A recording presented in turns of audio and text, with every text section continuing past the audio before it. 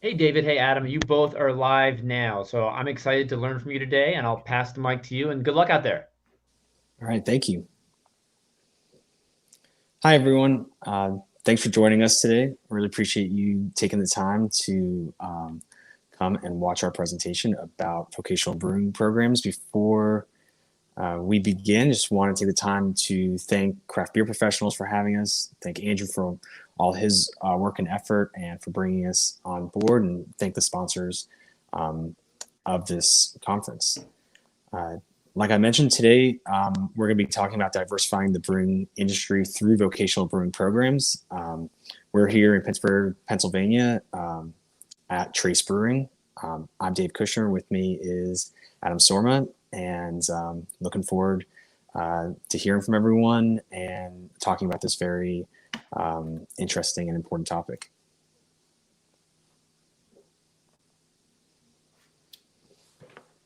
So, Cool. okay, go ahead. Ed. Yeah. Yeah, Dave, do you want to do this slide and then you want me to take over Sure. from there? Yeah. So this is the first time we've done this presentation, so bear with us a little bit. But just a little bit of a roadmap of what we're going to be talking about today. We're going to quickly touch on who we are, our experience in the service industry and the brewing industry. We're going to do an overcap of the issues facing the American craft brewing industry, specifically around diversity and inclusion. We'll talk about specifically how everyone can go about setting up their own vocational brewing program, and end with how the Trace Brewing program has been going since its beginning. Right on. Thanks, Dave. So this is Adam, by the way. I'm the head of marketing here at Trace. I'm going to give folks a quick overview, a little bit about who we are, and then I'm going to bring it back over to Dave to dig into some of the nitty gritty. So a little bit about Dave. He's our co-founder. He's brewed in Massachusetts, and then leading up to Trace here in Pittsburgh, PA. I'm going to kind of go through these kind of fast. This is just kind of the fun stuff. That's me. So I'm Adam. I do the marketing here at Trace. I led a food and beverage city guide called Very Local, run through our local TV station in Pittsburgh before joining Trace. And I was also a tour guide and a bartender, stuff like that. And then our head brewer, Zach. Zach brewed in Massachusetts at Trillium. He found his way to Pittsburgh and has brewed at Dancing Gnome, 4 Points, Strange Roots, and then at Trace. And he became our head brewer at the beginning of this year, 2021, when we opened. And then we just brought on Charlie. Charlie is our brewer, cellar person, came to us from Indiana, Uplands Brewing in Bloomington. Oh, and Katie, I'm sorry. And Katie is our GM. Katie worked for years in Las Vegas, made her way to Pittsburgh, and most recently was at a bar called Spirit, which is also an event venue. And she's the person I work most closely with on a day-to-day. Cool. And a fun team pick. So that's our outdoor beer garden. It kind of sits adjacent to the tap room here in Bloomfield in Pittsburgh, PA. And where we are. So Pittsburgh, Pennsylvania, we're in Western PA. We're brewing on a 10-barrel system. The actual concept is two beverages, beer and coffee. So we have the brewery handling the beer, and then we have a full-service cafe and coffee shop right as you walk into the tap room. We try to position it as a community space, and we'll get into some of that here in a bit with our events and our programming, anything that we do to activate the space. And yeah, technically, we opened in December of 2020. That was takeout only, and we opened to guests for the first time in February of 2021. And feel free to jump in if anybody has a question, or if this could be conversational. I'm only seeing my screen. For folks who've never been, just a quick peek into the tap room on a busy Saturday. So it's sort of an open concept. If you look in the back and the rear of that photo, that's our brew house with the hot side and the fermenters on the right. The whole tap room, just sort of obviously right in front of you. And then on your immediate left, the cafe nook, as we call it. And then on the right-hand side, you can kind of see some of the barrels where we are aging some beer for the future. Yeah, it's a pretty raw, gritty building. Our fireplace kind of leads right back into the beer garden. It's just a simple wood burning 1950s style, mid-century modern fireplace. It's really, really nice in the fall and winter. We haven't had to use it as much lately with the nice weather, but we're going to fire it up here more in the fall. And a look at the beer garden. So the beer garden technically was a separate building. We took the roof off, kind of opened it up, laid some concrete on the right-hand side so folks can sit up almost in a rising style. And then at the very, very rear of the beer garden is the coolship room. And this is a look at our coolship room. So we have a 15-barrel coolship vessel covered by a tabletop. So when we're using the vessel to brew, obviously it's just the brewers in there. And when we're not using it for production, it is a private room for guests to enjoy. We can usually seat 8 to 12 guests comfortably in the coolship room. It's been super popular for like happy hours and birthdays and things like that, small events and small gatherings. There's a nice chandelier that hangs above it. The windows in the rear were they were painted on by a local Black female artist named Atia Jones. And all the wood that you're seeing is pine wood. And there's a simple ring light that kind of encompasses the room around it. But obviously, a lot of guests asks about the tabletop. Does that come off? And the answer is yes, that just slides off when we're brewing and knocking out and pitching yeast into it and all of that. And at those times in the winter, it's going to be off limits to guests. So that's going to be mostly January, February, and March. But then the other 9 months of the year, guests can book the room and have a private event. And as far as we know, this is the only public-facing coolship room we've seen. There might be others, and if there are, please let us know, because we have one other active coolship program in our county at Strange Roots, and there's this purely a production space. And there's a nice picture during a recent knockout. So this would have been in March 2021 when we knocked out for an open fermentation into the coolship. So you can kind of see that steam billowing up from the hot wort coming in at right around 200 degrees Fahrenheit. And the evening air temp was about 19 that night, so it was super cold outside. But you can kind of see the way that it looks with the lights and the steam and that wort cooling overnight in the coolship. Cool. And then Dave, you want to take it away? Yeah. Thanks, Adam. So yeah, we just wanted to give that background, a little bit of who we are and where we are and what we do, mostly to just be used as a reference point. We're not a big production facility. We're not a big regional player. And, we think that's important when everyone is thinking about instituting their own vocational brewing program, is that you don't need massive amount of resources. You don't have to be a big player in this game to affect some change. We're a small brewery, small taproom, community space in the heart of Pittsburgh. But no matter where you are, it's something that you would be able to do. So I want to just get everyone on the same page and talk about what the definition of vocational is, just in case you might not know. But just a strict definition, it's education or training directed at a particular occupation and its skills. So it is not necessarily a broad scope approach. It's not something similar to perhaps like a university scale where they want to give you all different types of philosophical knowledge, all different types of skill sets, and then you can go out and refine those things. Vocational programs should be very specifically tailored to what that subject matter is, and of course, it can be used for engineering or plumbing, and for us, we're talking about brewing vocational programs. But just wanted to make sure everyone was on that same page.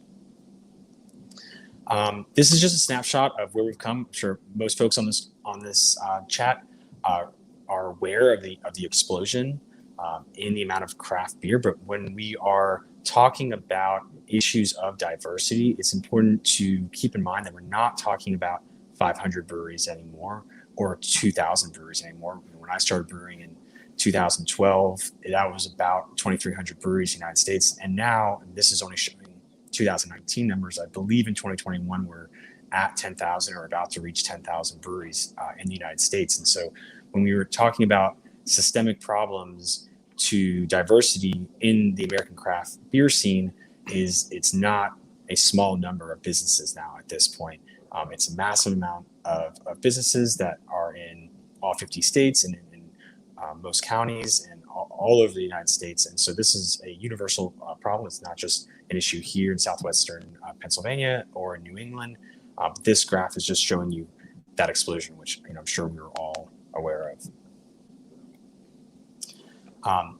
And when we're talking about diversity today, we're mostly focused on underrepresented groups in our communities. And for us at Trace, the groups that we've seen when we look out into the brewing landscape have to do with race, ethnicity, sex, gender, sexual preference, age, socioeconomic status, classes, and education. And of course, some of these are intertwined, and some of our applicants might check one or all of these boxes. But for us, we're looking at diversifying the industry. It's not just a race issue. It's not just a gender or sexual preference issue. It touches on things like socioeconomic status and education as well, to try to bring in different minds into our trade. And then these are just some of the numbers going back to those 10,000 breweries. These was just provided from the Brewers Association that really just touch on the lack of diversity in this industry. You have 92.5% of brewers are men, 88% of brewery owners are white, 1% of brewery owners are Black, and that's clearly very disproportional to the 13.4% of the total U.S. population, which is Black. And there isn't even data. The Brewers Association is going out trying to collect data on the number of LGBTQ plus individuals in the craft brewing industry. So, not only from the data that's out there, we can see the lack of diversity in this industry, but we don't even know some of the important data points which would be required to solving this systemic issue. So this is just a snapshot. It touches on only some of those underrepresented groups. Hopefully, the Brewers Association and its great work and its effort can reach out and continue to see what other groups are also underrepresented. So a little bit about how we got here. I think it's really important to start with this definition of a systemic problem. Those numbers, that lack of diversity we just showed you, that is not the cause of bad actors. And it's not to say that there aren't bad actors out there, that there aren't brewery owners or brewers who are racist or misogynistic. Like, we know that to be true, but that is clearly a minority in the group. When you get to 92% or 88%, when you get to these numbers of 10,000 breweries, that is not representative of bad actors. That is representative of a systemic issue in the system that we were all a part of. And so a systemic problem is a problem which is a consequence of issues inherent in the overall system, rather than due to a specific individual isolated factor. So when attacking a systemic problem, at least in our approach, we try to take the inverse. We want to make sure that our vocational brewing programs are non-specific, are not too narrow. And we know, as we'll talk about, that the vocational brewing programs do not solve the issues, since systemic problems are multifaceted problems. Also, the solution requires a communal response. So all of us as brewery owners, all of us collectively in the industry have to attack this problem. It won't be solved by one or handful of actors. And then, like I mentioned, it's a multifaceted approach. So, vocational brewing programs will not solve the problem. It is one thing that we were trying to do at Trace to use the means available to us to help move the conversation and help diversify in our small pocket of the United States, but it will not solve all the issues of diversity in the American craft beer scene. So how did we get here? Why are there so many underrepresented classes that do not have jobs in the American craft beer scene? One is a lack of outreach. Another is that there's little to no pay for entry-level jobs. I think for some of us, like myself, my first job in the brewing industry, I had to work for free. And so immediately you were excluding a certain socioeconomic class from inclusion in the industry by having low paying or even no paying entry-level jobs. Education is expensive, whether it's a community college here in Pittsburgh that has a brewing class that's still a $2,000 class, whether it's Siebel, Berkeley. These are expensive programs, and so much of this conversation is about access to opportunity, whether that's true of the American craft beer scene, whether that's true of many of the issues we face in this country, is access to opportunity, and education is one of those things that is difficult for someone who is not of a certain socioeconomic class to afford that education. And then folks who do get their foot in the door may lack the specific experience to then continue their path forward. And so some of what we do in our vocational program is making sure that those skill sets are addressed. And the last thing I want to touch on is, there are direct factors that are causing a lack of diversity. There's also indirect unintended factors when it comes to the language we all use. And when I say we, I include ourselves at Trace, as we have been a part of that as well. And so some of that language in job postings we may use, and the unintended consequence, as we found through our postings for the vocational brewing program, exclude a certain person from applying. So just to give an example, I'm sure we're all familiar with probrewer.com.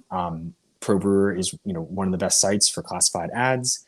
You can find folks who from entry level to folks with 10 years brewing experience. This is just their landing page. And then this next slide is an example of a packaging job. And so, just looking at this slide, there's a lot of language in there, but I want to draw your attention to certain posts that we found when we were reverse engineering our vocational brewing program were exclusive of certain folks. So one is the education, that high school diploma is required. And I think it's important for us to ask ourselves, is a high school diploma really required for an entry-level job in the brewing world? Not everyone has a high school diploma. Not everyone had access to education. Some folks dropped out of high school. And I think in my experience, in 10 years of brewing, I have worked with folks who did not have high school or college degrees, and they were great teammates and great brewers. And so one thing we did, as you'll see, is we don't require a high school education. And we try to remove as many obstacles as possible to entry into the brewing world. Another thing is, as we know, some entry-level jobs require 1 to 2 year factory or brewing experience.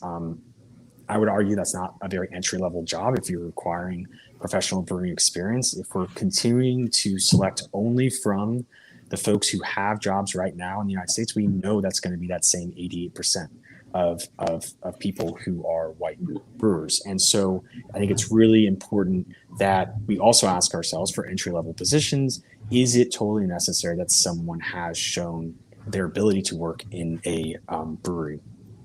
The last thing, which was probably the most surprising to us, which we removed, is you see this copy and paste language in postings of the ability to lift 50 pounds at a time, or kegs weighing up to 165 pounds. Brewing is a very difficult job. It requires lots of moving, lots of bending, lots of time on your feet. I have worked with folks who are 5'0". I'm not a big person. I'm 5'7", and the 5-foot folks are stronger than me. It's also a skill set, moving things, that can be learned. If they can't move it on day one, they will learn how to pick up weight. They will learn how to move. I've also worked with folks who are 6'4", who have had bad hips or knee injuries, who were not able to necessarily do these things. So I think that by putting language like this in our job postings, what we found when we removed it is we found people, specifically women, who applied because they were not intimidated or scared by this idea of lifting 165 pounds. Someone who is 5 foot and weighs 110 pounds, when they read that language, they think about lifting 165 pounds at the gym. And that's not the same as what we were requiring on our day-to-day job. And we received a far more diverse applicant pool by removing that language from the requirement. Then one more example, again, just to show you how prevalent it is. Very similar, on the next slide, this requirement of lifting 55 pounds repeatedly and maneuver at least 165 pounds, a minimum of 6 months. That's usually what we see. And that's where we decided to make our program 6 months. That is typically what we saw in pro brewers are folks asking for 6 months of brewing experience. And then this one, even, as high as a bachelor's degree. Again, just going back to, I don't think a bachelor's degree or high school degree is really required in the brewing world. If that's something you require, that's fine. But to keep in mind that you may be excluding a certain socioeconomic class, a certain race, even a certain gender that may not have that same opportunity to receive a bachelor's degree or a high school degree. Right on. Thanks, Dave. This is Adam again, here with Trace. Gonna go through just a couple of quick slides on the way that we talk about the application process. So that screenshot below just literally is how it reads on our website. We have it broken up into 2 terms, term 1 and term 2. They're each 6-month paid terms, and we keep all applications on hand. So if folks who applied for the 2021 cycle, they stay in the system. They don't need to reapply, but obviously they're welcome to, especially given COVID has just shaken up all kinds of things with folks, jobs and employment, and you might have taken on, new things in your portfolio or on your resume that could merit, being added. I have a really quick hyperlink. Let's see if this works. Should hyperlink. Oh yeah, this is just the way that we talk about it on social. So we just say that, we're now accepting applications for both terms. We just use creative of both of our vocational brewers, Dev, who was January to June of this year, and Nina, who is July to December. Dev is a Black male, and Nina is a Latinx female. And it was just super cool to see the response to this. The language that we use in the social posts kind of mimics what you saw on the website. We know that people have new experiences. It is a rolling application. You can get in the system for next year and beyond. We'll onboard 1 brewer every 6 months, 6 months of paid experience. And we just ask that you're 21 and up. You don't have to have any experience. You don't have to have any kind of certain education, just like Dave talked about in the last slide. And we really appreciate the folks who kind of help us with some signal boosting. And by signal boosting, I basically mean a retweet, a reshare, getting this content up on their pages that hit more people of color, minority groups, women, the gay community, things like that. And we always, leave our information for folks who have questions. Let me go back over to here. Cool. So I think in this slide, so this is basically just saying a lot of what I just said. Paid 6 months, no experience required. Kind of the same stuff that Dave just talked about. Try to make it as clear as possible. And also the actual application is pretty straightforward. There's no cover letter. There's no recommendations. It's literally, you just fill out the web form and it kicks over to Excel. And then Dave receives, or our team rather, receives kind of these applications. The current cycle ends on Friday, which is in 2 days. And that'll be for both 2022 terms. And this is kind of what it looks like. So in the actual nuts and bolts of it, this is a very simple web form that lives on our website. We just built it in Squarespace. If you just go to tracebloomfield.com, at the very top in the subheads, there is a subhead for the vocational program that leads folks to this and the language that I just went through. The main thing that we're looking for here is desire. That's why we highlighted the why you're interested. You can teach skills and you can teach a lot of the actual kind of nuts and bolts behind what goes on in the brew house, but it's hard to coach or teach desire or passion. That's the number one thing that we look for. Let me see what slide this is. So I think I am going to kick it back to Dave. Dave, go ahead. Yeah.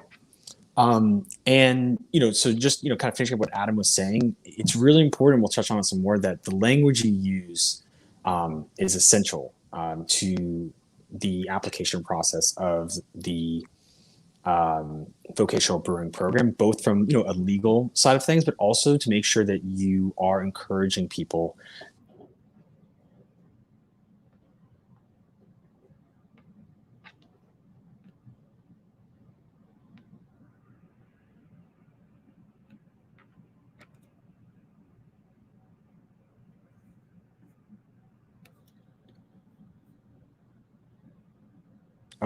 I think I'm back. Sorry, There we just go. got kicked off. Am I back? Okay, cool. Sorry about that. Little technical difficulties. Hopefully it doesn't happen again. But so the language is really important, and that, we were very specific in keeping things very broad, that you don't need past experience, you don't need an education in brewing, you don't need to be a home brewer. Some of that might speak to their passion, but we really wanted to keep it broad and encourage people from all walks of life. If you want to be a brewer, not just learn about beer, but if you want to be a brewer, which is the point of the vocational brewing program, to place people in professional jobs, you should apply. And so we kept it very broad. You can do different language. You don't have to necessarily just say, why are you interested? There were other types of ways we had kind of kicked around. Tell us about yourself. Tell us a story. Tell us your first story about beer, whatever it is, but keeping it broad and letting people, expand on that, I think is really important. So this next slide, the legality of outreach programs. So, first I just wanted to say, one thing you should be prepared for is that it can be a controversial thing depending on where you are in the United States. When we announced the Trace Brewing vocational program, Reddit can be a very dark place, just so can the internet in general. We were the number one story on the subreddit beer, which has about 450,000 followers for 24 hours. It got very contentious, and it was eventually, that stream was shut down after 24 hours, but it's a pretty rare thing to be number one for that long. So clearly a lot of people were very excited about it. Some people weren't. So I just wanted to show you, some comments from Reddit, just to give you some context that, like, in your community, you may get a little bit of pushback.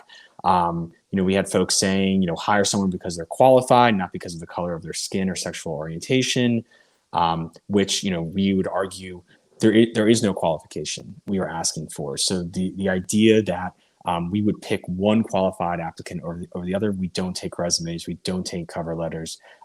We do not necessarily care about what industry you have come from. We are looking for someone, and we'll talk about how we find that person, who has that passion. And it's very clear that after 6 months, they will stay in the industry. One person commented that what we really need are scholarships and small business loans and support programs. I would agree with that. But I don't think the idea of vocational brewing program can't be a part of that same conversation. And then, of course, one of the more common comments on Instagram or Facebook or on Reddit was, so anything but what white males, got it. That, of course, is not true at all. Going back to the type of diversity we are trying to bring to this industry, is not just race or sex or gender. It is education. It is socioeconomic. It is everything. And so that, I think, is a pretty misguided view of a vocational brewing program. A couple more, not that we need too many more examples, but again, kind of going to this idea that we are choosing one qualified candidate over the other based on the color of their skin or their sexual orientation. That, again, is just not true, but you should just at least be mentally prepared that you might be called out for doing such things. But that should not discourage anyone. The last slide in this section, the next one there, or some of the 90% of these comments were great. So Aadam, if you want to go to that next slide, just that, craft beer is such a normal do club, and it's a shame to see how defensive people are getting about the notion of inclusion. This is an amazing idea. And one of our favorite ones, not all heroes wear capes, some brew beer. So 90% of the time, you're going to get great comments, a lot of support, a lot of outpour of support from the community, but that programs like this, affecting change, is about having uncomfortable conversations. It's about making people uncomfortable sometimes, and some people handle it better than others. So touching specifically on legality of diversity outreach programs, they are legal. The federal and state EEOC, which are equal employment laws, they still apply. They're not excluded from your federal and state. And be sure to work with a lawyer on setting up this program, because each state is going to have perhaps more strict EEOC regulations than the federal government requirements. So you should, work with an employment attorney in drafting the language like we did to make sure that, like, when we post it, it is legal, to make sure that our application and interview and selection processes are not discriminatory and legal. But the idea, like we saw with some of those other slides, that reaching out, having diversity inclusion programs, diversity outreach programs, with the intended goal of diversifying a certain industry are definitely legal. So one thing just about the language, that our lawyers played around with is making sure that, that everyone is encouraged to apply, but you can specifically call out groups to be encouraged to apply. And we had 110 applicants for our first term, and many of them were from a diverse pool. And I would say 20% of them specifically said they applied because we encouraged them to apply, that we were saying, you are welcome to be part of this conversation. You are welcome here, that only passion is required. So I think using that language, specifically calling out groups that you are welcome here, is very important to that. I think, we will look back and we can have a discussion about whether the Trace Brewing vocational program was successful. I would say, regardless of that, we have shown that folks from all walks of life want to be brewers, just from our first class of applicants. So many women, so many BIPOC, so many LGBTQ plus people applied. And so this notion that I think we all knew was false, that the reason why there isn't diversity is because these folks are not interested in brewing is blatantly false. And we were able to show that right away in our first applicant pool. Then the next slide, sorry, it looks like the little the red square might be a little bit off on this one, but this just shows, I don't like to think about applicants, how we review applicants, as bad applicants or good applicants. I think anyone who's taken the time to apply is taking a big step and should get a pat on the back for that. But we do have to separate some low and high applicants. So when I look at some of these applications, one thing that we're trying to make sure is that these people aren't just interested in learning about beer. There are other avenues to that, or they're not just interested in switching career paths because it's something that's exciting, or they think it would be a fun thing to do. We really want to find someone that is clear they have tried to get in the industry, or they're making the moves to get in the industry, and there are roadblocks after roadblocks. And specifically also that, sometimes we get applications from people who are on a packaging line or who are cellar people at other breweries who want to expand their knowledge. This program is not for them. It's not to say they shouldn't pursue other educational avenues, but this is about giving people an opportunity and access to opportunity that don't already have it. So if they already are in the industry, this is not for them. They should pursue other options. So just highlighting a couple of them, I'm interested in your program. It's very interesting. It's a different experience. One person was being pushed by their fiance to at least, look into another career move. And another one just wanted to expand their knowledge of the brewing process. Those things, not to say that they might not have been great vocational brewers, it just didn't really strike a chord with our team. The next page, this person was talking about when they retire, they would like to start a brewery in the Caribbean. That doesn't make it seem like they want to do this right now. They just want this skill set for some time in the future. Again, the point of the program is to place people now in the brewing industry. And then this is an example, the next one, that this person already worked at a brewery with another brewer, and they are looking to expand their knowledge. And that last one was literally the entire application, love craft beer, which is awesome. We all love craft beer, but it is difficult to really understand that passion with that 3-word application. The reason why I'm showing these is one of the most common questions we get is, how do you select your applicants? If you're only looking for passion, how do you select it? And it's hard. It's a very abstract process, and it's hard to explain that without real world examples. And what we're trying to show you is that it is hard. Selecting one person or two people out of 100 applicants is very difficult. Takes a lot of effort. You have to say no to a lot of great people, but there's a lot of people right away you're just going to be able to say, this is not the person we are looking for to achieve the goals that we have set out to do. Some high applicants. It has been difficult to find avenues and ways to get into the brewing industry that they are, interested in being a part of it. And they have not been able to find that avenue. This person, the next one, talked about their unfocused passion finally being fulfilled with my intense desire to brew better beer. And again, home brewing is not something that moves the needle for us. It is great to understand that they are putting the time and effort, and that speaks to their passion. But just because someone does not have home brewing experience does not disqualify them in any kind of way. Or just because someone can't sit there and talk about, X brewery and the types of beers they make, they're coming to us because they want that opportunity to learn. And then just the last example on the high applicants, this person talked about pursuing my passions and give back to their community. We love hearing that. People who are like, understand the communal effects of tap rooms and breweries in their communities. And this person specifically talked about how they were learning how to make wine on their wife's family's vineyard, and how much fun and exciting and rewarding it was. That like when we hear those words rewarding, that we understand that it strikes a chord within them, and that they want to go out and continue to do work in this industry. And then, and one last one. This one showed, talked about a story which we really love to hear as well. They were living in London. I was often told that it was weird being a woman ordering a pint at the pub. Can you imagine? That sentiment has faded more now. But hearing about a program like this one at Trace not only makes me extremely excited for my opportunity to pursue my dreams of brewing incredible beers, but to see peers from other underrepresented groups getting their shot at doing so. So that was, a person we also brought in for an interview. We wanted to hear more about their stories and what trigger them to want to be part of the brewing industry. And so anything from just talking about their specific passion of home brewing to their experiences drinking beer out in the community, we wanted to hear more from those people. The goal of the program is to teach the test. Getting that interview at another brewery after 6 months, that's the goal. It's not to get a full-time job at Trace. It's not just so you can then know more about beer. At most breweries, there's a 2-step interview process. One is a sit-down interview. So they're going to be testing the knowledge of this applicant.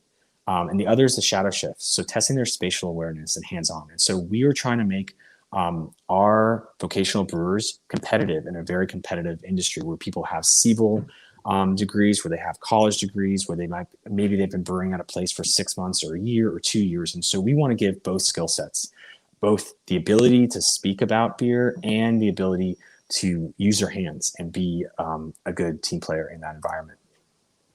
At Trace, that's part of that knowledge is showing, safety, best practices, and focusing on packaging and cellaring. I think some of the programs and some of the educational degrees in brewing touch on too much. You should be thinking about, what does this person need after 6 months in the brewing industry? And a lot of that is packaging and cellaring. It's great for them to have brewing experience.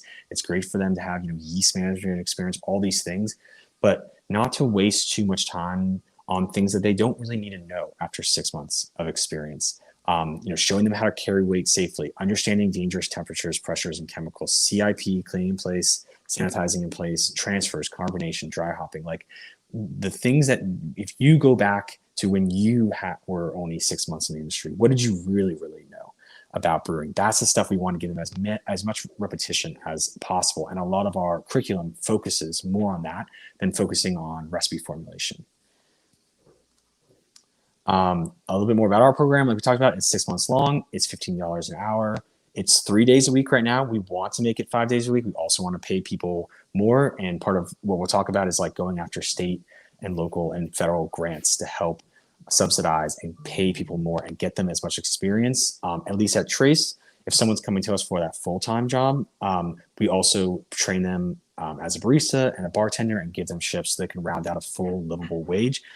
If someone comes to us and says, I can only do 3 days a week, I would like to keep my other job for now, that doesn't disqualify them either, because there are many reasons why someone might be in a position where they really need that other pay. And again, we don't want to disqualify someone. So keeping it part-time, there's advantages and disadvantages, but at the very least, you're getting 3, sometimes 4 days a week in the brewery over 6 months. And then this is just a quick snapshot of our curriculum.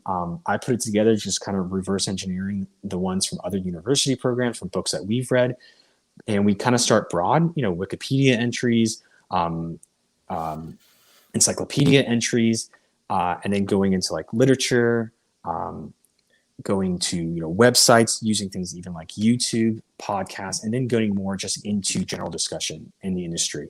And so it's very, very tailored. It's not specifically read this chapter. I tried to make it like read these 4 pages, read these 5 pages. And the whole point of giving this philosophical understanding is then to be able to apply it to the practical and discuss it with our brewers. So, this is cleaning and CIP. This is part of our curriculum. The next one is just carbonation. Same thing, starting with a broad stroke of an encyclopedia, getting into specific literature like yeast readings, and then even having YouTube videos about what is a carbonation stone and how does it work. YouTube is a great resource. There's 3 to 5 minute videos of people just showing how carbonation stones work, which are very abstract things to someone who's only been in the industry for 25 hours at that point in time. And then, like I talked about, you should really pursue, state and federal grants, private and foundational grants. There's a lot of those in Pittsburgh. We have waited off on that since we can afford to pay folks right now, but also we wanted to go to these places and say, look how successful these programs have been, rather than it being this abstract idea. And then I'll pass it back over to Aadam. Cool. Okay. Yeah. I'll just kind of go through a little bit about Dev and Nina. So our first 2 vocational brewers. And like Dave said, we'd like to use that language, vocational brewer. Dev came to us from UPMC. It's a local hospital, healthcare company here in our area. And, he talked a lot about basically forming beer recipes being inspired by his mom's cooking. He talked about that a lot early on, and it was just really cool to kind of see him learn and grow. He helped us literally open the brewery. I mean, he being our first vocational brewer right as we opened, we threw him into a lot of positions, including offsite pouring, beer festivals, front of house shifts, everything. And then just about 2 weeks ago, on October 4th, he accepted a full-time production role at East End, which is a brewery here in Pittsburgh. So it was sad to see him go, but awesome to see him kind of spread his wings and accept a full-time job in brewing. And we'll see where things go from there. I mean, that he's doing cellaring, dry hopping, packaging. He's doing a little bit of everything back there, brewing, transferring. We talked on Sunday before the Steelers game, and this is all just like stepping stones up to like where hopefully he could be Pittsburgh's first, Black-owned brewery. That's kind of one of his goals. But we were just really excited to see, after doing the program from January to June, just a few months later in October, boom, full-time role. And that's pretty awesome. And there's just an awesome photo of him in the cool ship. So he was also part of our cool ship rim knockout when we were brewing in there in the winter. This would have been like February 2021. So super cool experience, and super cool to see Dev, just continue to grow. And also Dev isn't exactly like a young gun. I mean, Dev's 39. Dev came to us with some of that homebrewing experience and various cross-industry experience. But, a lot of folks think, oh, you have to be like in your 20s or young. It's not necessarily the case. And then we come to Nina. So Nina is our second vocational brewer. She's a native of Brooklyn, New York, Puerto Rican family heritage. She had worked in retail in various stores, and her partner, Kate, comes from a background in winemaking. And that was super cool to hear and to understand that like she wanted to bring some of that that she had learned from her wife's family into beer. And she's been with us now for a few months. She it's cool to see her get to chat with Dev also as kind of the first iteration and now second iteration of our vocational brewers. So they've become friends. And as far as a bit of a cultural shift, so diversifying brewing staffs is just one means to create equal, inclusive, and welcoming craft beer environment. And I think that one of the cool things about this photo in particular, when Dave and I were putting this deck together, I'm part of the Pittsburgh Brewery Diversity Council, and it's just a small collection of 8 or 9 of us who work locally here in Pittsburgh in craft beer, whether we're front of house or back of house. But the one thing that we share in common is we're all either, Black or brown or women or gay. And it's just really cool that this started as a group text, and we started having meetings, and now we're doing collaboration beers to kind of allocate funds towards nonprofits working to diversify these different industries. I think these bullet points around the people, the environment, everything from the programming and the music and the activation of the space helps to welcome some of these new folks into our tap room. And this was a really nice moment where we've done 2 collaborations so far. The first was with Necromancer. Necromancer is located here in Pittsburgh. They're Pittsburgh's only, they are home to Pittsburgh's only female head brewer, and her name is Lauren Hughes. So we did a collaboration with them. And then in this photo, you see Dev with Richard. Richard is at 2 locals, and that's in Philadelphia. They are Philly's first Black-owned brewery. So the Necromancer collaboration was called She Knows Beer to elevate the role of women in beer. And then the collaboration with Richard was for Barrel and Flow, which is a beer festival that kind of amplifies the accomplishments of people of color in the beer industry. Yeah, and then here's like a nice shot of one of our DJs, Honey, performing kind of up on a scaffolding. We thought that was kind of cool to kind of put her up higher.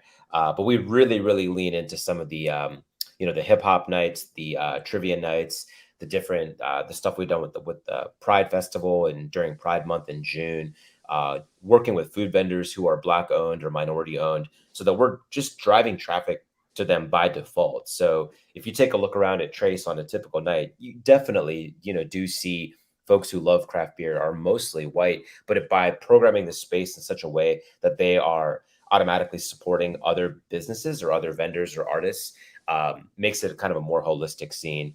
And yeah, we really loved having Honey, and she'll be back with us on Halloween for a special Halloween performance as well. Here's a nice look at Jose. So Jose is a food truck, Taqueria El Pastorcito, brand new food truck, just started this year. We booked him kind of on a whim. We got tipped off from a buddy of ours at another brewery, and he was like, hey man, these guys have amazing tacos.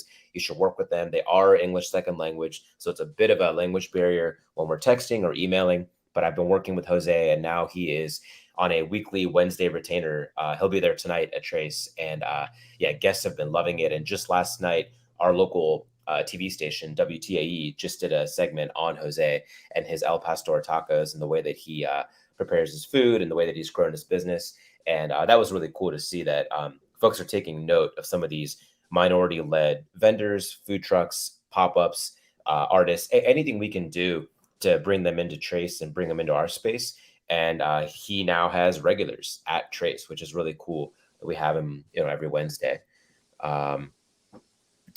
Let's see. Oh yeah, and there's Jared. So we do a trivia night every Wednesday, and it just so happens that we work with Radical, and Radical Trivia is led by Jared, and he's Black, and he does a trivia program every Wednesday night at 7. And there tends to be a crowd that just kind of comes for him. I mean, it's I don't want to say the beer takes a back seat, but in some ways it kind of does. But some of the activation around programming the space through these kind of just fun things where folks can come in and enjoy Trace and not even really be nerding out about the beer. They're there to just enjoy themselves. Oh, and our live artist nights too. That's been super fun to be working with Daryl Kinsel at Boom Concepts, Black-led art studio, as well as Red Fishbowl, another art studio here in Pittsburgh. And they've allowed us to sort of like bring some of their visual artists in to do live art in the space. So folks could be having a beer, hanging out with their friends and look over. And as the night kind of progresses, they're seeing art happen right in front of them. And it's available for purchase. It's, you can meet the artists. And this was super cool to have like a nice night in the beer garden where we had a live artist, just painting on an easel for a couple hours. And then, of course, Pride, that was huge. Our GM, Katie, did a fantastic job of working with the city of Pittsburgh to kind of make Trace a host site for the Pride Festival. And that was an amazing day. It was back in June. There was an alley party. We got a permit to shut down part of the street, do service outside, have DJs. We also, right around that same time, worked with a group of Black fathers to do a Father's Day bike ride. That was awesome. And that's also kind of been all parlaying into our drag brunch series as well, which is every month. Here's a look at the Black Father's Day bike ride that was organized by Daryl. He's in the center there in the blue shirt. So anything we can do to just make the space more welcoming. It's not a huge lift on our team. It's not a huge amount of effort. It's just a matter of being self-aware and doing that outreach that Dave talked about earlier. Yep, and there's a quick peek at Drag Brunch. So we work with a couple of drag queens who have a production company, and they came to us and said, hey, we would love to do like a drag performance here. And it's typically 2 Sundays a month. We had to pull it back a little bit in September because of commitments to a lot of beer festivals and weddings, but we're ramping it back up now in October and November. But it's one of the few things that we do that is like ticketed. So if you're thinking about this from a front of house perspective, Everything I've talked about is free, open to the public, non-ticketed. It just happens to be happening in our space, whether it's music or live art or a food truck or trivia or any of that. Drag brunch is the one exception. Drag brunch is ticketed. That way we can allocate funds directly to the drag queens for what they're doing. And then they accept tips as well. That's the one thing that we do that's ticketed and kind of pre-sold. Everything else, you can just walk right in. No tickets required. Yeah, and then Dave, do you want to just round it out with some of the?